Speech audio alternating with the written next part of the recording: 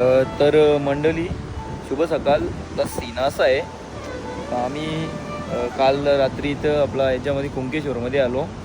तिथेच मस्त आपला भक्तनिवासमध्ये स्टे केला. रूम वगैरे मस्त चांगला होता.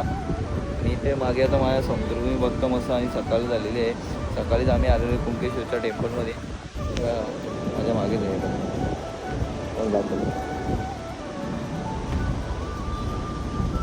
इकडे सगळं फोटो काढून झाल्या. किंवा समुद्राच्या लाटा बघा कशा उसळलेल्या आहेत मस्त. एकदम दृश्य बघण्यासारखं आहे.